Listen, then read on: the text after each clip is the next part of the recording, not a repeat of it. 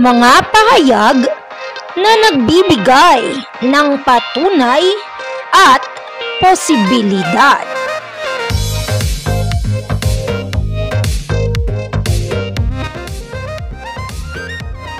Ang mga impormasyon na ating ibinabahagi sa iba ay maaaring batay sa katotohanan o sariling opinyon. Maaari din naman na tiyak o di tiyak ang mga detalye.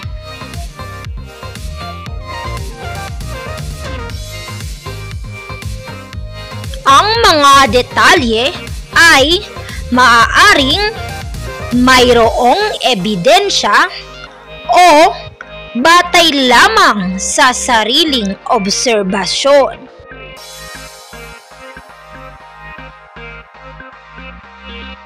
Ang mga pahayag na nagbibigay ng patunay ay batay sa katotohanan, tiyak ang impormasyon at mayroong ebidensya. Ang mga pahayag na nagbibigay posibilidad ay batay sa sariling opinyon, di tiyak ang impormasyon at batay lamang sa obserbasyon. Mga pahayag na nagbibigay patunay. Ang mga pahayag na nagbibigay patunay ay batay sa katotohanan, tiyak at may ebidensya. Halimbawa, totoong marami ang nagbago sa ating paligid dahil sa COVID-19.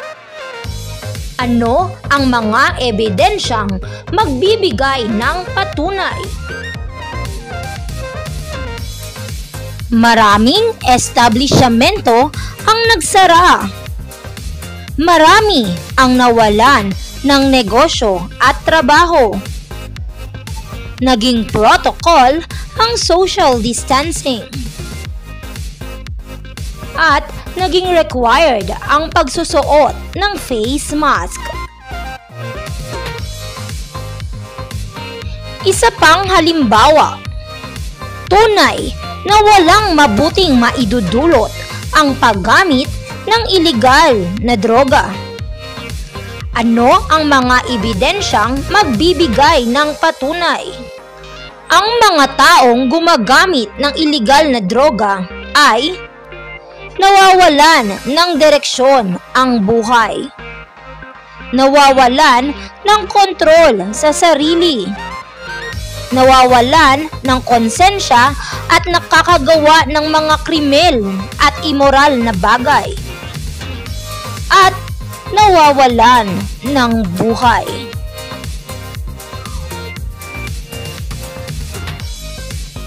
Ang sabi nga, ang mga adik ay hindi tumatanda dahil sila ay namamatay ng bata.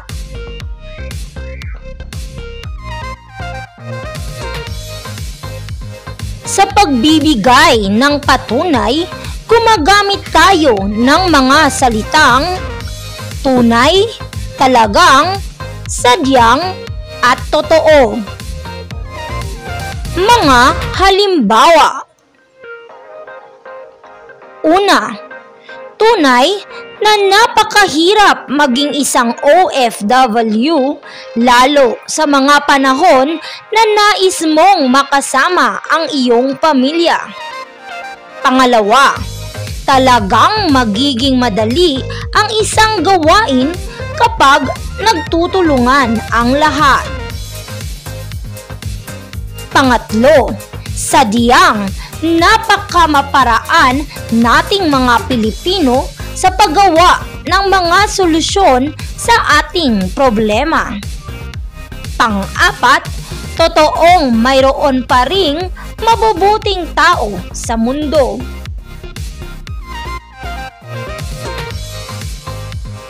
Dumako naman tayo sa mga pahayag na nagbibigay posibilidad. Ang mga pahayag na nagbibigay posibilidad ay batay sa sariling opinyon, di tiyak at batay lamang sa obserbasyon. Sa pagpapahayag ng posibilidad ay gumagamit tayo ng mga salitang marahil, siguro, posible, baka, pwede, kung, sa palagay ko.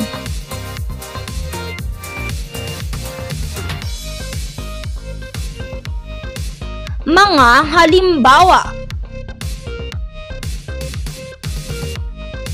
siguro ay buntis si Marites dahil malaki ang kanyang tiyan.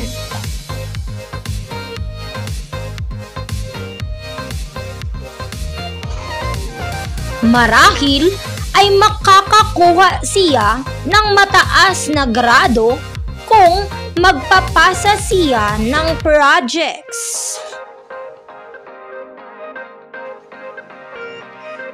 Magdadala ako ng payong dahil baka umulan mamaya.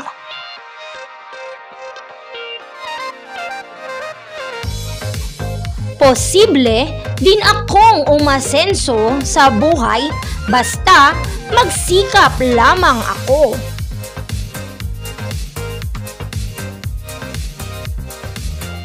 Hindi sila magtatagal dahil sa palagay ko ay babaero ang kaniyang kasintahan.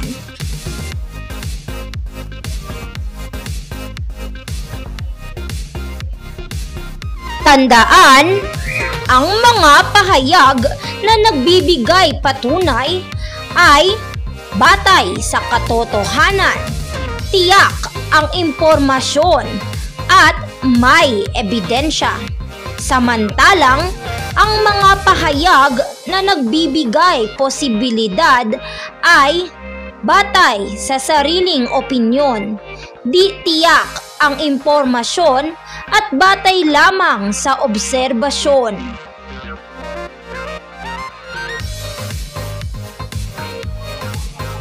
Sa pagbibigay ng patunay, gumagamit tayo ng mga salitang tunay, talagang, sadyang, totoo.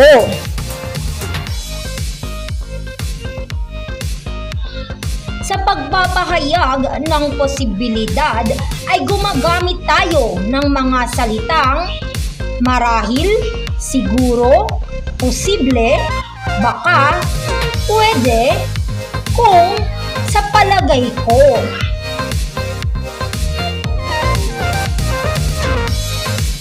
Alamin natin kung ang pahayag ay nagbibigay patunay o posibilidad. Sa lungguhitan ang pahayag na ginamit.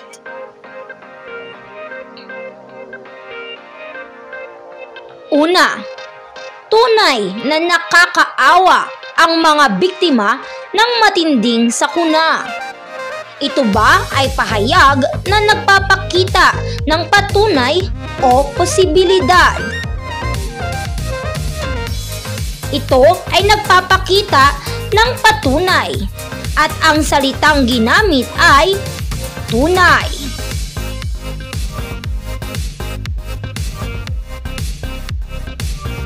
Pangalawa, tinanghali ka ng gising dahil siguro ay nagpuyat ka na naman kagabi. Ito ba ay pahayag na nagbibigay patunay o posibilidad?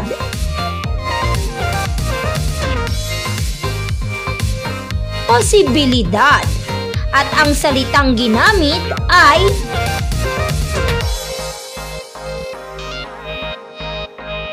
siguro.